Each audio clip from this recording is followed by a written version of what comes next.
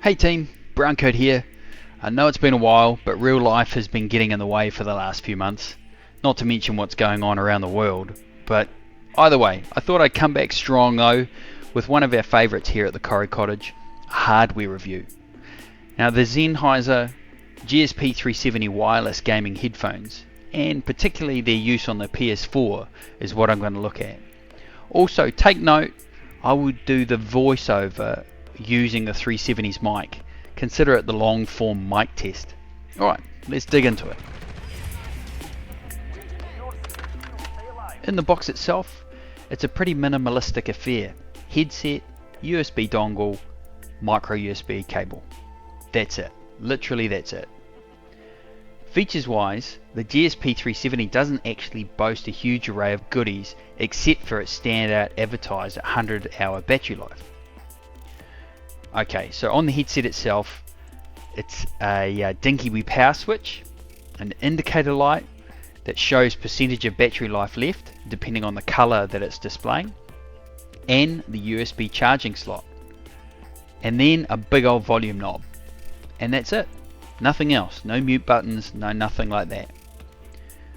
Now the USB sender or dongle is tiny, as it should be, especially compared to the ones that come with like the Steel series or the Lucid Sound headphones, which are massive. Now the noise cancelling boom mic, that's massive, and as per most headsets in this field, when you fold it up, that's where it mutes. Pretty standard. Now the headband adjusts on either side, but unlike the 600 series, it has no clamps to adjust the amount of force clamp on the side of your head.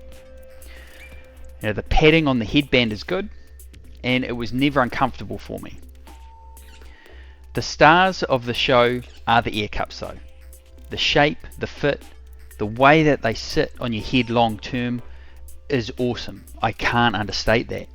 They fit around my head and around my ears, as well as a pair of Sennheiser audiophile cans.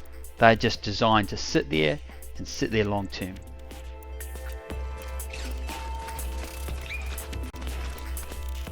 Sound quality wise, here's the rundown. So 20 to 20,000 Hz, which is the same as most top end headsets within this sort of price bracket.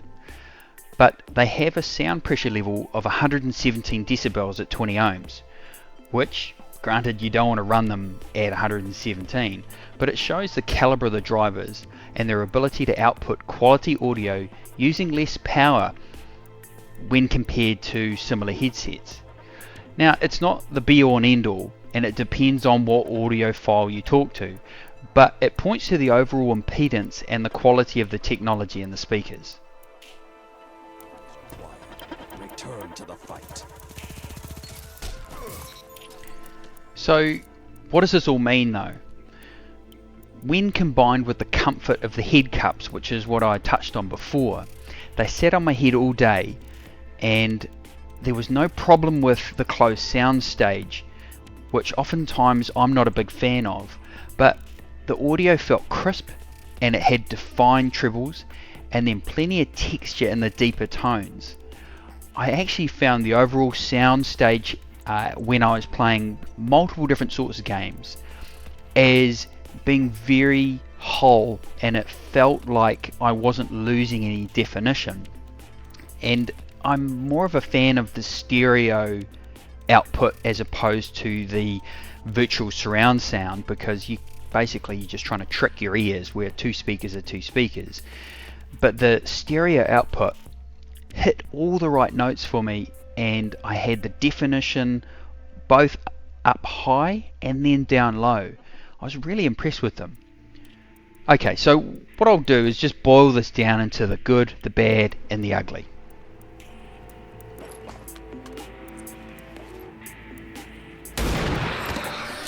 Okay, so the good.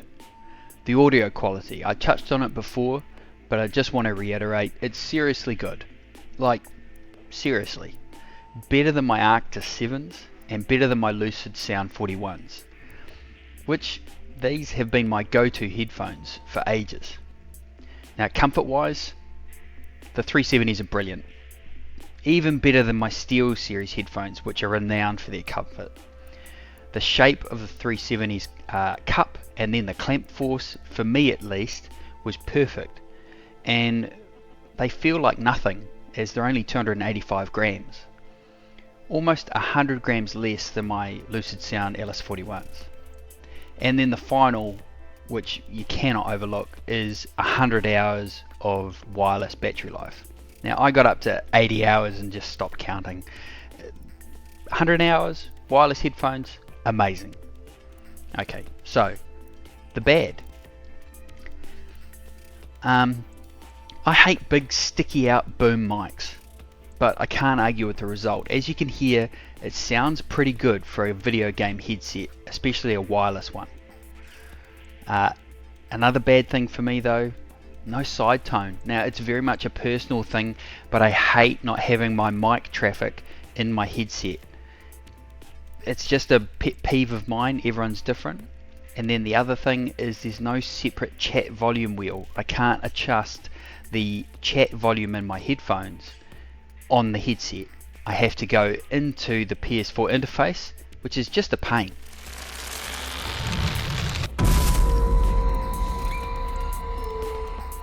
Okay, and now the good stuff, the ugly.